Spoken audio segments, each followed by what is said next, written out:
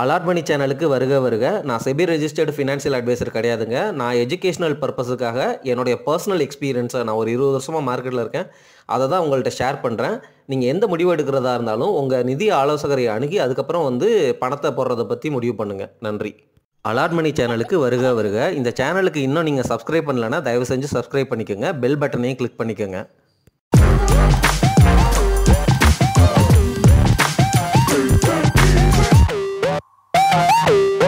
அனைவருக்கும் வணக்கம். இந்த வீடியோ பதிவில் பியோட்ரோஸ்கி ஸ்கோர் அப்படின்னா என்ன அப்படிங்கிறத பார்த்துடலாம். இது எப்படி நமக்கு பெஸ்ட்டு வேல்யூ ஸ்டாக்ஸை கண்டுபிடிக்க உதவுது, இதை ஏன் பியோட்ரோஸ்கி ஸ்கோர் அப்படின்னு அழைக்கிறோம், இது எதன் அடிப்படையில் தயாரிக்கப்படுகிறது, இந்த ஸ்கோர் எந்த ரேஞ்சில் இருக்கும், இந்த ஸ்கோரினுடைய மீனிங் என்ன, இந்த ஸ்கோரை வச்சு நம்ம எப்படி ஃபண்டமெண்டல் அனாலிசிஸ் பண்ணி நல்ல ஸ்டாக்கை ஐடென்டிஃபை பண்ணலாம் அப்படிங்கிறதெல்லாம் இந்த வீடியோ பதிவில் பார்க்கலாம். ப்ளஸ் போனஸ் டிப்ஸும் நான் இன்சர்ட் பண்ணியிருக்கிறேன் அங்கங்கே, அதையும் தொடர்ந்து கேட்கலாங்க. சரி, ஃபண்டமெண்டல் அனாலிசிஸ் பண்ணணுன்னா இந்த ஸ்கோர் எதுக்கு அப்படின்னு யோசிக்காதீங்க. இந்த ஸ்கோர் அப்படிங்கிறது ஒரு மெட்ரிக் தான், சரிங்களா? மெட்ரிக் அது எதன் அடிப்படையில் தயாரிக்கப்படுகிறது அப்படிங்கிறத பின்னாடி பார்த்துடலாம்.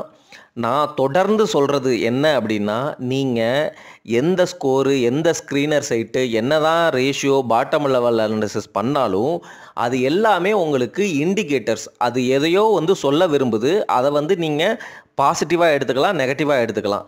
இப்படி நம்ம தொடர்ந்து பேசிகிட்டு வர்ற ஃபண்டமெண்டல் அனாலிசிஸில் இருக்கிற இண்டிகேட்டர்ஸ், ரேஷியோஸு, அதுக்கப்புறம் நம்ம பேசுகிற அடிஷ்னல் அதர் பேராமீட்டர்ஸ், இது எல்லாமே நீங்கள் அண்டர்ஸ்டாண்ட் பண்ணி உங்களுடைய நாலேஜை இம்ப்ரூவ் பண்ணி அதன் அடிப்படையில் நீங்கள் வாங்க போகிற ஸ்டாக்கையோ அல்லது இண்டெக்ஸையோ நீங்கள் எவாலுவேட் பண்ணும் பொழுது அந்த ரேஷியோவில், அந்த இண்டிகேட்டரில், அந்த பேராமீட்டரில் அந்த ஸ்டாக்கோ அல்லது இடிஎஃப்ஓ உங்களுக்கு பாசிட்டிவாக இருக்கா இல்லையா அப்படிங்கிறது உங்களுக்கு தெரிஞ்சிரும்.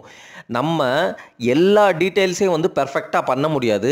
நம்ம அதனால தான் இதுவரைக்கும் கற்றுக்கிட்ட விஷயங்களை வச்சு அங்கங்கே லைட் அடிக்கும் பொழுது ஏதாவது ஒரு பெரிய பிரச்சனை இருக்குது, உதாரணமாக லிக்விடிட்டி அல்லது லெவரேஜ் லெவரேஜ் அப்படிங்கிறது என்னென்னா கடன் ரிலேட்டட் ஒரு ரேஷியோஸு, அது ரிலேட்டட் இண்டிகேட்டர் பேராமீட்டர்ஸ்.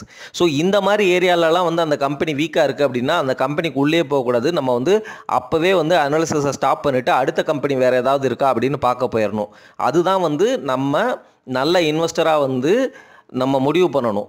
எந்தவித அனாலிசிஸும் இல்லாமல் இன்வெஸ்ட் பண்ணுறதும் தப்பு. அட் த சேம் டைம் அரைகுறையாக பண்ணுறப்பையும் நம்ம அரையாக பண்ணியிருக்கோம் அப்படின்னு நினப்போம். ஆனால் ஆக்சுவலாக இன்னும் நிறைய விஷயங்கள் இருக்குது நமக்கு தெரியாமல். அதனால் அது 1% கூட கவர் ஆகிருக்காது நீங்கள் அரைன்னு நினைக்கிற விஷயம். சரி, நான் வளவலன்னு கதைக்கு போகலை. பியோட்ரோஸ்கி ஸ்கோரோடைய மீனிங் என்ன அப்படின்னா, 9 பேராமீட்டர் எடுக்கிறாங்க, சரிங்களா? 9 மெட்ரிக்ஸ்னு சொல்ல வேணாம், 9 பேராமீட்டர். அந்த 9 பேராமீட்டரை உள்ளடக்கியது தான் இந்த ஒரு மெட்ரிக் பியோட்ரோஸ்கி ஸ்கோருங்கிறது. இந்த 9 பேராமீட்டருக்கும் அந்த ஸ்டாக்கு பாசிட்டிவாக இருந்துச்சு, சாட்டிஸ்ஃபை பண்ணிச்சு அப்படின்னா 1 பாயிண்ட் அப்படின்னு கொடுப்பாங்க. ஸோ 9 பாயிண்ட்டு, சரிங்களா? 9 பாயிண்ட்டும் அந்த ஸ்டாக்குக்கு கிடைக்குது அப்படின்னா அந்த ஸ்டாக்குங்கிறது பியோட்ரோஸ்கி ஸ்கோரின் அடிப்படையில் பெஸ்ட் ஸ்டாக்காக கருதப்படும். 9 பாயிண்ட் அப்படின்னா 0 to 9 அப்படின்னு கொடுத்துருக்குறோம் அப்படின்னு நீங்கள் பார்க்கலாம். இந்த ஸ்க்ரீன்ஷாட்டில் பாருங்கள், நான் 0 to 9 அப்படின்னு கொடுத்துருக்கேன். 0 to 3 வரைக்கும் இருந்தாலே வீக்கு, 4, 5, 6 இருந்தாலே ஸ்டேபிள், 4, 5, 6 இருந்தால் கூட நம்ம எடுக்கக்கூடாது. நம்ம கன்சிடர் பண்ணுற ஸ்டாக்ஸ் எல்லாமே 8, 9 இந்த ரேஞ்சில் இருக்கிற மாதிரி பார்த்துக்கங்க. அதுதான் நம்மளுடைய ரீட்டைல் இன்வெஸ்டர் மாதிரி ஆளுங்களுக்கு சரியான ஒரு ஸ்கோராக இருக்கும் அப்படிங்கிறது என்னுடைய பர்சனல் கருத்து. இப்போ 0ங்கிறது ஏன் இருக்குது, 9 பேராமீட்டர் தானே அனலைஸ் பண்ணுறோம் அப்படின்னா, ஒரு ஸ்டாக்கு 9 பேராமீட்டர்லேயுமே ஃபெயில் ஆகுது அப்படின்னா அதனுடைய ஸ்கோர் 0வாக தானே இருக்கும். அதனால தான் அந்த 0 அப்படிங்கிறது இனிஷியலாக இருக்குது. ஸோ ஃபஸ்ட்டு, ஸோ இந்த ஸ்கோரின் அடிப்படையில் 0 to 9 அப்படிங்கிற ரேஞ்சில் உங்களுக்கு அந்த ஸ்டாக்கை பற்றிய ஸ்கோர் தரப்படும். அந்த ஸ்கோரை பேஸ் பண்ணி நீங்கள் பெஸ்ட்டாக ஒஸ்ட்டாக அப்படிங்கிறத நீங்கள் புரிஞ்சுக்கலாம். அதுக்கப்புறம் பெஸ்ட்டாக இருக்குது அப்படிங்கிற பட்சத்தில் தான் நீங்கள் அடுத்த ஃபண்டமெண்டல் அனாலிசிஸுக்கே போகணும், சரிங்களா? அமெரிக்காவில் சிகாகோன்னு ஒரு நகரம் இருக்குது. அந்த நகரத்தில் ஒரு அக்கௌண்டிங் ப்ரொஃபஸர் ஜோசப் பியோட்ரோஸ்கி அப்படிங்கிறவர் தயாரித்ததுனால இந்த ஸ்கோருக்கு பேர் பியோட்ரோஸ்கி ஸ்கோரு. அவர் இந்த ஸ்கேலை 0 to 9 அப்படிங்கிற ஒரு ஸ்கேலை 9 பேராமீட்டர்களின் அடிப்படையில் ஒரு ஸ்டாக்குக்கு கிரியேட் பண்ணார். அந்த ஸ்கோரை அடிப்படையாக வச்சுக்கிட்டு நம்ம அந்த ஸ்டாக்கு நல்ல ஸ்டாக்கா இல்லையா அப்படிங்கிறத டிசைட் பண்ணுறோம். டிசைட்னா ஃபைனல் டெசிஷன் கிடையாதுங்க. எப்போவுமே யாரோ ஒரு ஸ்கோர் சொல்கிறாங்க, ஸ்க்ரீனர் சைட்டில் பார்க்குறீங்க அல்லது வேறு ஏதோ சைட்டில் பார்க்குறீங்க அப்படிங்கிறதுக்காக அது பெஸ்ட்டு ஸ்டாக்காக இருக்க முடியாது. குயிக்காக வந்து ஒரு பி/பை ரேஷியோ மட்டும் பார்த்துட்டு ஒரு ஸ்டாக்கை வாங்குறது அப்படிங்கிறது நிறைய தவறுகளுக்கு வழிவகுக்கும். அதனால தான் எல்லா விஷயத்தையும் புரிஞ்சுக்கிட்டு ஹோலிஸ்டிக்காக பிடிங்க அப்படிங்கிறதே சொல்கிறேன். இந்த ஸ்கோர் அப்படிங்கிறதே வந்து ஒரு கம்பெனியினுடைய ஃபினான்சியல் ஸ்டேட்மெண்ட்ஸ் இருக்கும்ல, profit and loss, balance sheet, cash flow, இந்த மாதிரி அந்த பாட்டம் லெவல் அனாலிசிஸ்னு நம்ம தொடர்ந்து பேசிகிட்டு இருக்கிறோம்ல, அந்த பாட்டம் லெவல் அனாலிசிஸில் இந்த கம்பெனியுடைய ஃபினான்சியல் ஸ்டேட்மெண்ட்டை அடிப்படையாக வச்சு தயாரிக்கப்பட்டது தான் வந்து இந்த பியோட்ரஸ்கி ஸ்கோர். சரிங்களா? அதனால் அதுலேயுமே அந்த ஃபினான்ஷியல் ஸ்டேட்மெண்ட்ஸில் 3 ஏரியாவை தான் வந்து இது டார்கெட் பண்ணுது. ஒன்று அந்த கம்பெனியோடைய அல்லது அந்த ஸ்டாக்கினுடைய ப்ராஃபிட்டபிலிட்டி. சரிங்களா? ப்ராஃபிட்னா உங்களுக்கு புரிஞ்சிருக்கும்னு நினைக்கிறேன். அதே போல் leverage, liquidity and source of funds. புரியுதுங்களா? அதாவது என்னென்னா, கடன் இருக்கா, அவங்க கையில் வந்து காசு நிறையா இருக்கா கடனை அடைக்கிறதுக்கு. ஷார்ட் டேர்ம் லோன் இருக்கும், லாங் டேர்ம் லோன் இருக்கும். உடனே கொடுக்க வேண்டிய காசு இருக்கும், 10 வருஷம் கழித்து திருப்பி கொடுக்க வேண்டிய காசு இருக்கும். அவங்களுக்கு வந்து திருப்பி வந்து கம்பெனியை ரன் பண்ணுறதுக்கு ஒர்க்கிங் கேபிட்டல் தேவைப்படும். இந்த மாதிரி வந்து அவங்க வந்து பல இடங்களில் பேங்க்லேருந்து பாரோ பண்ணுவாங்க. அட் த சேம் டைம் வந்து அந்த காசை வந்து யூஸ் பண்ணி புதுசாக வந்து பிளான்ட் போடுவாங்க, எம்ப்ளாயிக்கு சம்பளம் கொடுப்பாங்க. ஸோ இந்த மாதிரி விஷயங்களில் வந்து அவங்கக்கிட்ட லிக்விடிட்டி காசு இல்லை அப்படின்னா வந்து அந்த கம்பெனி தத்தளிக்கும்.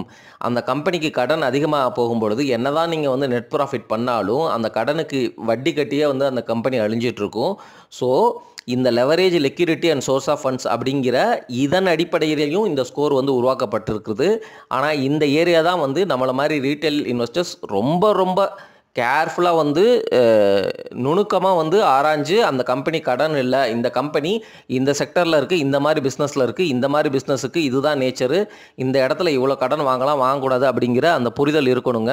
சரி, அதை விட்டுருவோம். ஸோ ப்ராஃபிட்டபிலிட்டி, லெவரேஜ் ரேஷியோ, அதுக்கப்புறம் வந்து ஆப்ரேட்டிங் எஃபிஷியன்சி. ஒரு கம்பெனி வந்து அவங்களுடைய காசை வச்சு அல்லது அவங்களுடைய மிஷினரி பிளான்ட்டை வச்சு அவங்களுடைய எம்ப்ளாயியை வச்சு எவ்வளவு எஃபெக்டிவாக வந்து அந்த பிஸ்னஸை வந்து ரன் பண்ணுறாங்க அப்படிங்கிறத தான் வந்து இந்த ஆப்ரேட்டிங் எஃபிஷியன்சி அப்படிங்கிற ரேஷியோஸ் அண்ட் பேராமீட்டர்ஸ் குறிக்கும். சரிங்களா? இப்போது இந்த 3 கேட்டகரி ஆஃப் ஃபினான்ஷியல் ஏரியாஸில் இவங்க 9 பேராமீட்டர் ஐடென்டிஃபை பண்ணி, சரிங்களா, ஐ திங்க் 3 நினைக்கிறேன், ஒவ்வொரு ஏரியாவுக்கும் 3 பாயிண்ட், கரெக்டுங்களா? அப்போது இந்த 3 இண்டிகேட்டரும் வந்து அந்த ஸ்டாக்குக்கு நல்லா இருந்துச்சு அப்படின்னா வந்து 3 பாயிண்ட் கொடுத்துருவாங்க அந்த ஏரியாவில். சரிங்களா? இப்போ உதாரணமாக ப்ராஃபிட்டபிலிட்டி அப்படிங்கிறது இந்த ஸ்லைட்லேயே நான் போட்டிருக்கேன் பாருங்கள். அந்த கம்பெனி பாசிட்டிவ் நெட் இன்கம் கொடுக்குது அப்படின்னா, உதாரணமாக அந்த கம்பெனி இந்த வருஷத்தில் வந்து ப்ராஃபிட் வந்து பாசிட்டிவாக பண்ணியிருக்கிறாங்க, நிறைய காசு பண்ணியிருக்கிறாங்க. நெட் இன்கம் அதாவது ஆஃப்டர் டேக்ஸ். சரிங்களா? அதுதான் வந்து நெட் இன்கம் அப்படின்னு சொல்கிறது. நெட் ப்ராஃபிட் அவங்க வந்து சேல்ஸ் வந்து பண்ணியிருக்கலாம், 1000 கோடிக்கு வந்து விற்றுருக்கலாம். ஆனால் 1000 கோடிக்கு விற்றதில் இருந்து அவங்களுடைய டிப்ரிஷியேஷனு, அவங்களுடைய இன்ட்ரெஸ்ட் காஸ்ட்டு, அவங்களுடைய எம்ப்ளாயி காஸ்ட்டு, அவங்களுடைய வட்டி கொடுக்குறது, இது எல்லாத்தையும் கழித்து வர்றது தான் நெட் இன்கம், நெட் ப்ராஃபிட். அந்த மாதிரி யோசிச்சுக்கோங்க. அந்த நெட் ப்ராஃபிட்டு பாசிட்டிவாக இருந்துச்சு அப்படின்னா அதுக்கு 1 பாயிண்ட் கொடுக்கலாம் அந்த ஸ்டாக்குக்கு.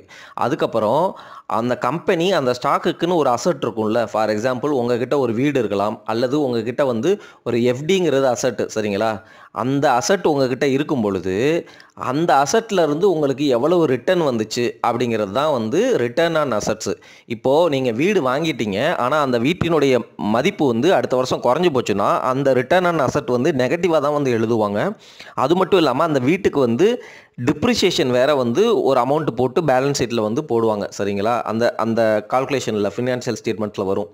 ஸோ ஒரு புரிதலுக்காக உங்கள்கிட்ட சொல்கிறேன். So return on assets for that stock அது வந்து பாசிட்டிவாக இருந்துச்சுன்னா 1 பாயிண்ட். அதே போல் நம்ம பேசுகிற ஆப்ரேஷன்ஸ், அதாவது cash flow from operations, operating cash flow வந்து கரண்ட் இயரில் 1 பாயிண்ட். சரிங்களா? அதாவது பாசிட்டிவாக இருந்துச்சுன்னா 1 பாயிண்ட். அதே போல் கேஷ் ஃப்ளோ ஃப்ரம் ஆப்ரேஷன்ஸ் வந்து அவங்களுடைய நெட் ப்ராஃபிட் இருக்குல்ல. இப்போது 500 கோடி வந்து அவங்களுக்கு நெட் ப்ராஃபிட்டு, ஆனால் வந்து கேஷ் ஃப்ளோ ஃப்ரம் ஆப்ரேஷன்ஸ் வந்து 700 கோடியாக இருக்கணும். புரியுதுங்களா? இது எப்படி அப்படிங்கிறத நீங்கள் அனலைஸ் பண்ணுங்கள். ஆனால் இந்த கேஷ் ஃப்ளோ ஃப்ரம் ஆப்ரேஷன்ஸ் வந்து கிரேட்டர் தான் நெட் இன்கம் வந்து நான் வந்து போட்ட ஃபில்டர் பிரகாரம் 2 ஸ்டாக்குக்கு தான் வந்துச்சு. அதை போனஸ் டிப்பாகவே சொல்லிடுறேன். என்ன அப்படின்னா, இந்த பியோட்ரஸ்கி ஸ்கோர் அப்படிங்கிறது உங்களுக்கு ஸ்க்ரீனர் டாட் அந்த சைட்டு போனீங்கன்னா அங்கேயே இருக்குது.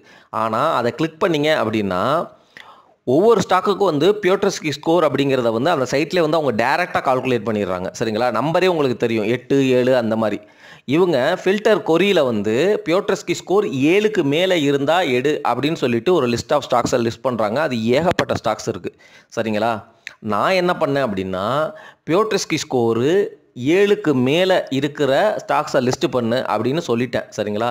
அப்போது 8, 9 மட்டும்தான் வந்து அதுக்குள்ளே அடக்கும். அந்த ஸ்டாக்ஸ் மட்டும்தான் லிஸ்ட் ஆகும். அதுக்கப்புறம் market cap of the stock வந்து 10,000 கோடியாவது மினிமம் இருக்கணும். ஸோ மார்க்கெட் கேப்பு 10,000 கோடிக்கு மேலே இருக்கிற ஸ்டாக்கை மட்டும் லிஸ்ட் பண்ணு அப்படின்னு கொரியை ஆட் பண்ணேன். அதுக்கப்புறம் P/E ரேஷியோ வந்து 20க்கு கீழே இருக்கணும் அப்படிங்கிற மாதிரி நான் அந்த கொரியையும் ஆட் பண்ணி அதுக்கப்புறம் தான் வந்து அந்த ஸ்டாக் லிஸ்ட்டையே எடுத்தேன். சரிங்களா? இப்போது இந்த ஸ்டாக் லிஸ்ட்டை தான் உங்ககிட்ட அடுத்து காட்ட போகிறேன். எப்போ காட்ட போகிறேன்? லெவரேஜ், ஆப்ரேட்டிங் எஃபிஷியன்சி இது ரெண்டையும் பேசிவிட்டு அடுத்து வந்து அந்த லிஸ்ட் ஆஃப் ஸ்டாக்ஸை பேச போகிறேன். அப்போ வந்து இந்த இடத்துல விட்ட பாயிண்ட்ஸை வந்து நம்ம தொடருவோம். ப்ராஃபிட்டபிலிட்டி ரேஷியோஸ் பற்றி பேசியாச்சு. கேஷ் ஃப்ளோ ஃப்ரம் ஆப்ரேஷன்ஸ் பாசிட்டிவாக இருக்கணும். நெட் இன்கம்மை விட அதிகமாக இருந்துச்சுன்னா அது ரொம்ப சூப்பர். சரிங்களா? அந்த பாயிண்ட்டுக்கு வந்து அப்போலோ டயர்ஸ் அப்படிங்கிற ஒரே ஒரு ஸ்டாக்கு, இன்னொரு ஸ்டாக் இருந்துச்சு NAVAன்னு சொல்லிட்டு, நாவான்னு சொல்லிட்டு, அதெல்லாம் எனக்கு கேள்விப்படாத பேர். அப்போலோ டயர்ஸ் ஸ்டாக்கு அப்படி இருக்குது, 9 ஸ்கோர் இருக்குது அப்படின்னா வந்து கேஷ் ஃப்ளோ ஃப்ரம் ஆப்ரேஷன்ஸ் வந்து அதனுடைய நெட் இன்கம்மை விட ஜாஸ்தியாக இருக்குது அப்படிங்கிறத நீங்கள் வந்து போய் அனலைஸ் பண்ணுங்கள் ஸ்க்ரீனர் டாட் சைட்டில். அதுக்காக அப்போலோ டயர்ஸை டேரெக்டாக வாங்கணும் அப்படிங்கிறதெல்லாம் வந்து ரெக்கமெண்டேஷன் கிடையாது. நான் செபி ரெஜிஸ்டர்ட் அட்வைஸரும் கிடையாது. நான் அப்போலோ டயர்ஸ் வச்சுக்கவும் கிடையாது. வாங்கணும் அப்படின்னு கேட்டிங்கன்னா நான் கண்டிப்பாக வந்து டயர் ஸ்டாக்கெல்லாம் வந்து கொஞ்சம் நெகட்டிவாக தான் இருக்கிறேன், வாங்க மாட்டேன் பெருசாக. சரிங்களா? ஸோ இந்த leverage, liquidity and source of funds இதில் தான் வந்து கடன் ரிலேட்டட் பிரச்சனை வரும். சரிங்களா? அதில் வந்து இந்த லாங் டேர்ம் டெப்ட்டு, சரிங்களா, இந்த கரண்ட் இயர் வந்து கம்பேர்ட் டு ப்ரீவியஸ் இயரை விட குறைஞ்சிருக்கா அப்படிங்கிறத வந்து பார்க்கணும். அதாவது என்னென்னா, ஒரு கம்பெனிக்கு வந்து இந்த வருஷம் வந்து கடன் வந்து 1000 கோடி இருக்குது. ஆனால் போன வருஷம் 1100 கோடியாக இருந்து குறைஞ்சிருக்கு அப்படின்னா வந்து அது பாசிட்டிவ், ஒரு பாயிண்ட் கொடுக்கப்படும். ஆனால் போன வருஷம் 1000 கோடி இருந்து இந்த வருஷம் 1100 கோடி கடன் இருக்குது, அதுவும் லாங் டேர்ம் டெப்ட் இருக்குது அப்படின்னா அது வந்து நெகட்டிவ். அந்த இடத்துல ஒரு பாயிண்ட் கொடுக்கப்படாது அப்படிங்கிறத புரிஞ்சுக்கோங்க. அதே போல் ஹையர் த கரண்ட் ரேஷியோவை பற்றி நம்ம பேசிக்கிட்டே இருக்கிறோம். பெஞ்சமின் கிரஹாமோடைய ரேஷியோ அப்படின்னு பேசிகிட்டே இருக்கிறோம். இந்த மாதிரி ரேஷியோஸ் எல்லாமே உங்களுக்கு சைட்லேயே ஈஸியாக கிடைக்கும். கரண்ட் ரேஷியோ வந்து 1.5 to 2 இருந்தால் வந்து அது நல்ல ரேஷியோ அப்படின்னு நம்ம தொடர்ந்து சொல்லிட்டோம். அந்த மாதிரி இருந்துச்சு அப்படின்னா அந்த ஸ்டாக்குக்கு வந்து ஒரு பாயிண்ட் கொடுக்கப்படும். கரண்ட் ரேஷியோ நல்லா இருக்குது அப்படின்னா வந்து அந்த ஸ்டாக்கு அல்லது அந்த கம்பெனியில் நிறையா கேஷ் இருக்குது, அவங்களால வந்து இன்ட்ரெஸ்ட்டை வந்து ஈஸியாக கட்ட முடியும். ஏதாவது கடன் இருந்தாலும் காசை கொடுத்து, ஏன்னா காசுங்கிறது தான் இந்த இடத்துல லிக்விடிட்டி, அதை கொடுத்து ஈஸியாக அடைச்சிட முடியும். ஸோ அதனால் அந்த இடத்துல வந்து ஒரு பாயிண்ட் கொடுக்கப்படும் கரண்ட் ரேஷியோ வந்து நல்லா இருந்துச்சு அப்படின்னா. ஸோ நோ நியூ ஷேர்ஸ் வேர் இஷ்யூட் அப்படின்னா அந்த கம்பெனி வந்து அவங்களுடைய கேபிட்டல் நீடுக்காக, அதாவது என்னென்னா அந்த கம்பெனிக்கு காசு தேவைப்படுது, அதுக்காக என்ன பண்ணுவாங்கன்னா எக்ஸ்ட்ராவாக வந்து எப்படி வந்து நம்ம எல்லா கவர்மெண்ட்டுமே வந்து எக்ஸ்ட்ராவாக பணத்தை அடித்து பிரிண்ட் பண்ணுறாங்க, அதே மாதிரி ஒவ்வொரு கம்பெனிக்கும் வந்து பவர் இருக்குது, வேறு ரூட்ஸ் இருக்குது, புதுசாக ஷேரை க்ரியேட் பண்ணி அது மூலமாக வந்து காசை ரைஸ் பண்ணலாம். புரியுதுங்களா? அந்த மாதிரி பண்ணுறாங்களா அப்படிங்கிறத வந்து நம்ம எப்படி மெஷர் பண்ணுவோம் அப்படின்னா, ஒவ்வொரு ஸ்டாக்குக்கும் வந்து டோட்டல் நம்பர் ஆஃப் ஷேர்ஸ்னு ஒன்று இருக்கும்ல. ஃபார் எக்ஸாம்பிள் ஐடிசிக்கெலாம் 1000 கோடியோ என்னமோ ஷேர் இருக்குதுன்னு நினைக்கிறேன். அதே போல் ஜைடஸ் லைஃப் சயின்சஸ் தான் வந்து நான் இந்த இதில் வந்து உதாரணமாக எடுத்திருக்கேன். அந்த ஜைடஸ் லைஃப் சயின்ஸுக்கு வந்து 101 கோடி வந்து ஷேர் வந்து போன வருஷம் இருந்துச்சு. இந்த வருஷமும் 101 கோடி ஷேர் இருக்குது. சரிங்களா? போன வருஷம் 101 கோடி ஷேர் இருந்து இந்த வருஷம் 202 கோடி ஷேர் இருந்துச்சு அப்படின்னா அது வந்து புதுசாக ஷேர் கொடுத்துருக்குறாங்க அப்படிங்கிறத நம்ம கணக்கு எடுத்துக்கக்கூடாது. ஜஸ்ட்டு போனஸ் கொடுத்துருப்பாங்க அல்லது ஸ்ப்ளிட் கொடுத்துருப்பாங்க. எண்ட் ஆஃப் த டே வந்து கம்பெனியோடைய ஸ்டாக் ப்ரைஸ் வந்து ஸ்ப்ளிட் ஆகிருக்கும், குறைஞ்சிருக்கும். ஸோ அந்த ஆஸ்பெக்டில் பேசலாம் நம்ம. நோ நியூ ஷேர்ஸ் அப்படிங்கிறது வந்து என்னென்னா புதுசாக QIP ரூட்லேயோ அல்லது வந்து எக்ஸ்ட்ராவாக வந்து ஷேரை க்ரியேட் பண்ணி அது மூலமாக வந்து இவங்க கம்பெனிக்கு தேவையான அந்த காசை ரைஸ் பண்ணியிருக்கிறாங்களா அப்படிங்கிறத வந்து நம்ம அனலைஸ் பண்ணணும். அந்த இடத்துல வந்து ஒரு பாயிண்ட் கொடுக்கப்படும் புதுசாக வந்து ஷேர் இஷ்யூ பண்ணல அப்படின்னா. அதுக்காக புதுசாக ஷேர் வந்து இவங்க இஷ்யூ பண்ணுறதுக்காக இஷ்யூ பண்ணிட்டாங்க அப்படிங்கிறதுக்காக இந்த இடத்துல ஸ்கோர் வரலை அப்படிங்கிறதுக்காக அது நெகட்டிவான கம்பெனியாக இருக்கணுங்கிற அவசியம் கிடையாது. அதையும் புரிஞ்சுக்கோங்க. இந்த இடத்துல தான் நீங்கள் வந்து ஹோலிஸ்டிக்காக ஒரு சில விஷயங்களை புரிஞ்சுக்கணும். அப்போது அந்த கம்பெனி எதுக்காக கடன் வாங்குறாங்க, ஏன் QIP ரைஸ் பண்ணுறாங்க, அவங்க வந்து நல்லா பண்ணுறாங்க, இன்னும் ஸ்கேல் பண்ண போகிறாங்க, பிஸ்னஸ்லேருந்து இன்னும் ப்ராஃபிட்டை எடுக்கிறதுக்கு பொட்டன்ஷியல் உள்ள நல்ல ஹைலி மேனேஜ்மெண்ட் ப்ரொமோட்டர் ஹோல்டிங் உள்ள கம்பெனி அப்படிங்கிற பட்சத்தில் அந்த கம்பெனி மேலே நமக்கு கன்விக்ஷனும் கான்ஃபிடென்ட்டும் இருக்கிற பட்சத்தில் நம்ம அந்த கம்பெனியை வாங்கலாம். சரிங்களா? அந்த இடத்துல பியோட்ரி ஸ்கோர் வந்து லெஸ்ஸாக தான் இருக்கும். பட் நம்மளை மாதிரி ரீட்டைல் இன்வெஸ்டர்ஸ் வந்து அந்த தவறுகளை கூட பண்ண வேணாம். டைரெக்டாக வந்து ஒரு ஸ்டாக்கை வந்து பிக் பண்ணி ஃபண்டமெண்டல் அனாலிசிஸ்க்கு எடுத்துகிட்டு போகிறதுக்கு இந்த ஸ்கோர் 8 அல்லது 9 இருக்குது அப்படிங்கிறத பார்த்துக்குவோம். சரிங்களா? அப்படிங்கிறது தான். அகெயின் இந்த ஸ்கோர்லேயுமே நீங்கள் வந்து புரிஞ்சுக்கிட்டீங்க அப்படின்னா சில பேராமீட்டர்ஸ்லாம் பார்த்தீங்கன்னா கரண்ட் இயரில் எப்படி இருக்குது அப்படிங்கிறத பாரு அப்படிங்கிற மாதிரி சொல்லுது.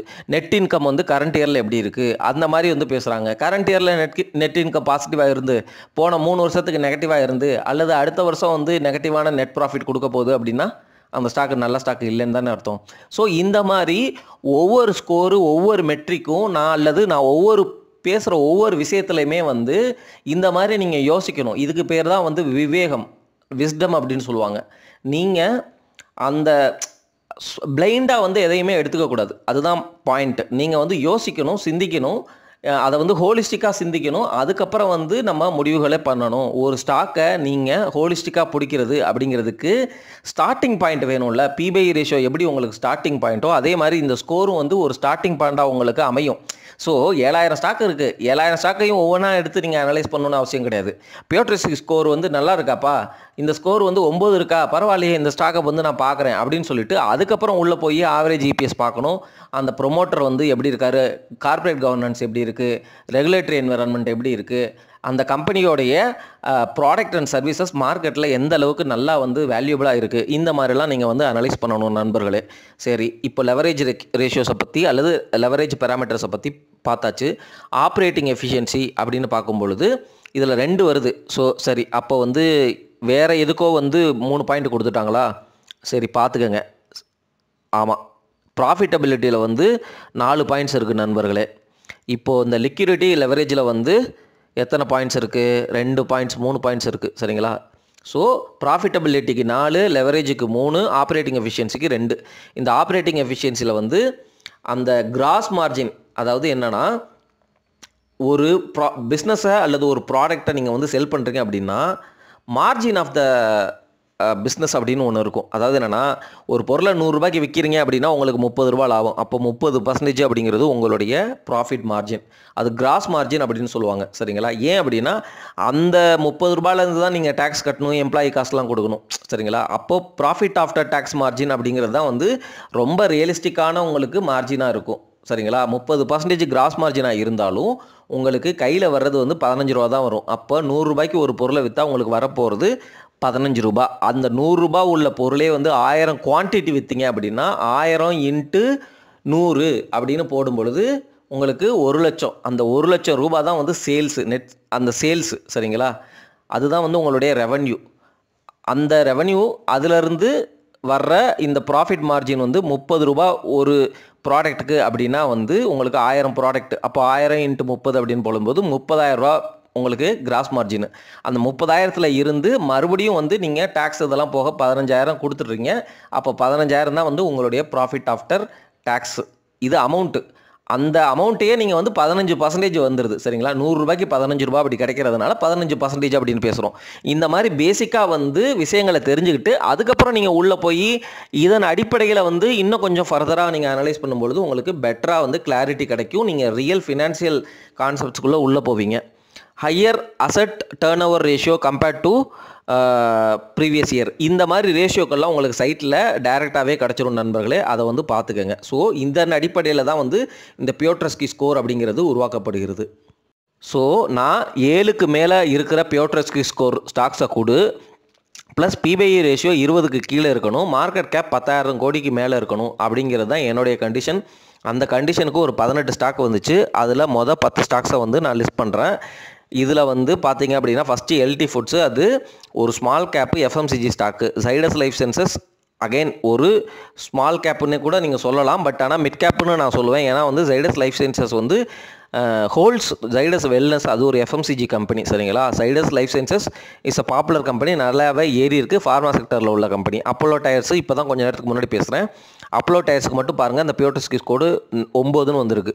விச் மீன்ஸ் அந்த ஒரு பேராமீட்டர் தான் கேஷ் ஃப்ளோ ஃப்ரம் ஆப்ரேஷன்ஸ், அந்த பேராமீட்டர் தான் வந்து இதுக்கு பாசிட்டிவாக இருக்கும் அப்படிங்கிறது என்னுடைய guess. But end of the day இந்த ஸ்டாக் லிஸ்ட்டில் இருந்து நமக்கு பிடிச்ச செக்டரில் நமக்கு புரிஞ்ச பிஸ்னஸில் இருந்து ஒரு ஸ்டாக்கை எடுத்து அதை தொடர்ந்து மற்ற அனாலிசிஸ் ஆஸ்பெக்ட்ஸுக்கு உள்ளாக்கணும். ஏன்னா இந்த அனாலிசிஸ், இந்த மெட்ரிக் அப்படிங்கிறது ஃபினான்ஷியல் ஸ்டேட்மெண்ட்டை அடிப்படையாக கொண்டது அப்படிங்கிறத நான் சொல்லிகிட்டே வர்றேன். அதை நீங்கள் தயவு செஞ்சு புரிஞ்சுக்கோங்க. இந்த மாதிரி பல விஷயங்கள் பேசுகிறோம். அந்த பல விஷயங்களையும் வந்து உள்வாங்கிட்டு நோட்டில் எழுதி வச்சுட்டு கொஞ்சம் கொஞ்சமாக நீங்கள் வந்து பார்க்க ஆரம்பிக்கும் போது, ப்ராக்டிஸ் பண்ணும்பொழுது உங்களுக்கு ஈஸியாகவே வந்து you will be a great investor. அடுத்த 8 ஸ்டாக்ஸு, இந்த 8 ஸ்டாக்ஸில் கரூர் வைசியா பேங்க்லாம் இருக்குது. நீங்கள் புரிஞ்சிக்க வேண்டியது என்னென்னா, நான் பிபிஐ ரேஷியோ போட்டிருக்கிறேன். பேங்க்குகள்லாம் வந்து பிபிஐ ரேஷியோ பார்க்கக்கூடாது, ப்ரைஸ் டு புக்கு தான் பார்க்கணும். ஆனாலும் ஒரு சீக்ரெட்டு, ஒரு போனஸ் டிப்பை சொல்லிடுறேன். எந்த ஸ்டாக் வாங்கினாலுமே நீங்கள் வந்து நார்மல் பிபிஐ ரேஷியோ ஐடிசி வாங்கினாலுமே வந்து எவ்வளவு புக்கில் இருக்குங்கிறத பாருங்கள் சரிங்களா. 5 டைம் புக்கு இருக்குது, 10 டைம் புக்கு இருக்குது அப்படின்னா வந்து வாங்கணும்னு அவசியம் கிடையாது. அந்த ஸ்டாக்கெல்லாம் வந்து நம்ம ஸ்கிப் பண்ணலாம், புரியுதுங்களா. ஏன் அப்படின்னா வந்து ரொம்ப காஸ்ட்லியாக இருக்குது. எண்ட் ஆஃப் த டே நம்ம வந்து வருஷக்கணக்காக பார்த்துக்கிட்டே வர்றோம். அதாவது என்னென்னா, நம்ம மார்க்கெட் அப்படிங்கிறது வந்து 20 PE 25 PE எல்லாம் வந்து ரொம்ப வருஷமாகவே அப்படியே இருக்குது. ஸோ அதனால் நம்ம பழகிட்டோம். ரொம்ப வருஷமாகவே வந்து எஃப்எம்சிஜி செக்டரில் உள்ள ஸ்டாக்ஸுக்கு அல்லது எம்என்சி கம்பெனிஸுக்கெலாம் வந்து 10 டைம்ஸ் புக்கெல்லாம் கொடுத்து அந்த ஸ்டாக்கை வந்து வாங்கி வச்சுருக்கிறோம். அதை வந்து நம்ம பழகிட்டோம். ஆனால் இது ஏன் நடக்குது அப்படின்னா, இந்தியா வந்து ஒரு எமர்ஜென்சி, அதாவது emerging market, I'm really sorry எமர்ஜென்சிங்கிற வார்த்தையை யூஸ் பண்ணிட்டேன்.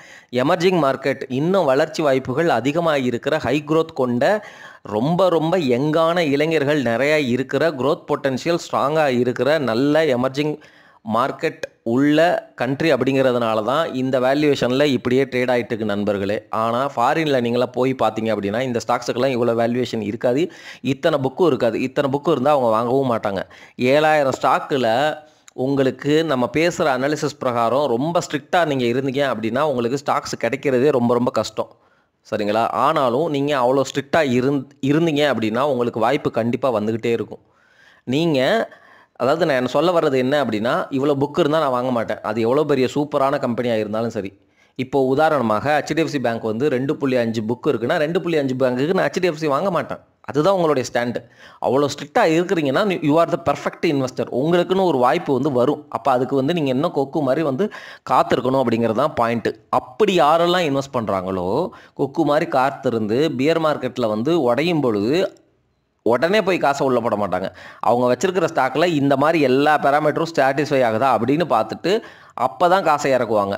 அந்த இன்வெஸ்டர்ஸ் தான் வந்து அந்த ப்ரொடெக்டிங் த கேபிட்டல், புரியுதுங்களா. வாரன் பஃபட் சொல்கிற அந்த மந்திரம் இருக்குல்ல, மந்திரம் வந்து என்ன அப்படின்னா வந்து உங்களுடைய மணியை ஸ்டாக் மார்க்கெட்டில் இழக்காதீங்க. 2வது மந்திரம் என்ன அப்படின்னா மந்திரத்தை மறக்காதீங்க அப்படிங்கிற மாதிரி வந்து அவர் வந்து பேசியிருப்பார். ஸோ இந்த மாதிரி இன்வெஸ்டராக நீங்கள் மாறுங்க, தவறே கிடையாது. HDFC பேங்க்கை நான் வாங்கவே மாட்டேன்னு இருக்கிற ஒரு ஸ்ட்ராங்கான ஒரு இன்வெஸ்டராக இருக்கிறதுல தவறே கிடையாது. உங்களுக்கு வந்து இந்த 7000 ஸ்டாக்கையும் நீங்கள் போடுற ஸ்கோருக்கு பிரகாரம் பார்க்கும் பொழுது ரொம்ப கம்மியான ஸ்டாக்ஸ் தான் வரும். அந்த ஸ்டாக்கை வந்து தொடர்ந்து மானிட்டர் பண்ணிகிட்டே வாங்க. அல்லது கொஞ்சம் வந்து நல்ல நல்ல கம்பெனிஸ் எல்லா செக்டர்லையும் உள்ள ஒரு டாப் 10 கம்பெனிஸை எடுத்துகிட்டு அதை பற்றி அனலைஸ் பண்ணி அதை பற்றி தொடர்ந்து வந்து நாலேஜை வளர்த்துக்கிட்டே வாங்க. உங்களுக்கு ஒரு வாய்ப்பு வரும். பியர் மார்க்கெட்டில் உடஞ்சிச்சு அப்படின்னா அந்த சமயத்தில் வந்து உள்ளே என்ட்ரு ஆகிக்கோங்க.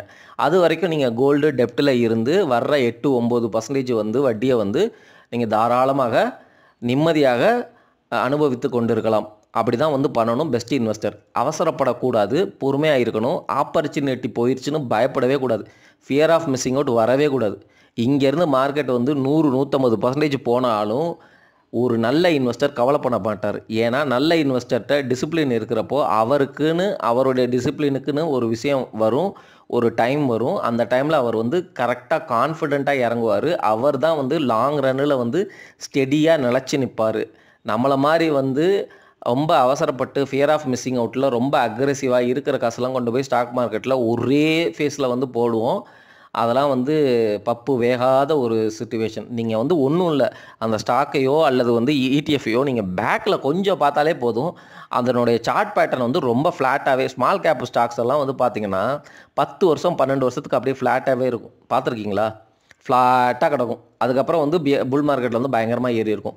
10 வருஷங்கிறது வந்து கேட்குறதுக்கு வந்து ரொம்ப ஈஸியாக இருக்கும். 10 மாதம் கூட நம்ம தாங்க மாட்டோம். அந்த ஸ்டாக்கு வந்து போட்ட விலையிலே அப்படியே கடந்துச்சு அப்படின்னா. சரி, இதையே நான் தொடர்ந்து பேசவில்லை. இந்த இடத்துல இந்த ஸ்லைடில் ஒரு 8 ஸ்டாக்கு காட்டியிருக்கிறேன். இந்த ஸ்டாக்கில் வந்து ஸ்கோரை வந்து நீங்கள் பார்த்துக்கங்க. அது எல்லாமே 8, 9 மட்டும்தான் நான் எடுத்துருக்கிறேன். இந்த ஸ்டாக்ஸும் வந்து அந்த லிஸ்ட்டில் இருக்குது.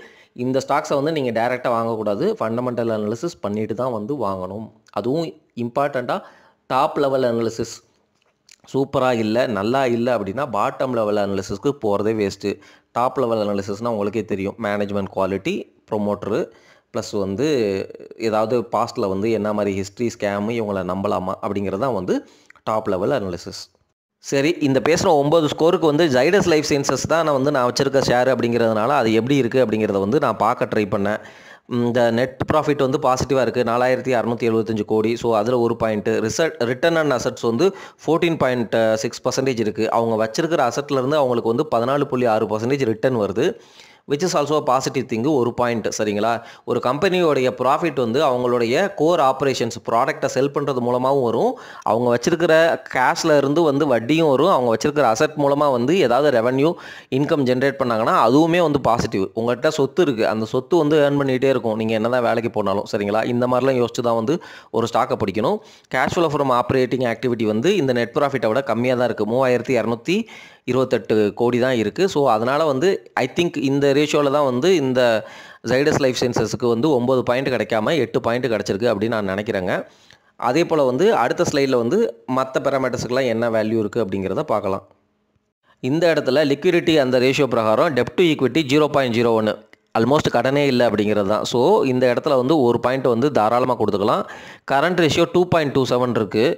ஸோ கரண்ட் ரேஷியோவை பொறுத்த வரைக்கும் 1.5 to 2 தான் இருக்கணும் அப்படிங்கிறது வந்து நல்ல ரூல். ரீசன் வந்து என்னென்னா, ஒன்று கீழே இருந்துச்சுன்னா ரொம்ப ரிஸ்கி, அந்த கம்பெனினால் வந்து கடனை கட்ட முடியலன்னு அர்த்தம். 1.5 to 2 அப்படிங்கிற ரேஞ்சில் இருக்குது அப்படின்னா அவங்களுடைய காசை வந்து எஃபெக்டிவாக மேனேஜ் பண்ணுறாங்க அப்படிங்கிறது தான் அர்த்தம். 2.27, ஸோ ஸ்லைட்லி அபவ் தென் 2 அப்படிங்கிறப்போ, but end of the day இந்த ஸ்கோர் அப்படிங்கிறது பாசிட்டிவாக இருக்கணும், அதுக்காக கொடுக்கப்படுற ஸ்கோர். பட் நான் வந்து எக்ஸ்ட்ராவாக இந்த போனஸ் பாயிண்ட்டே உங்கள்கிட்ட சொல்லிட்டேன்.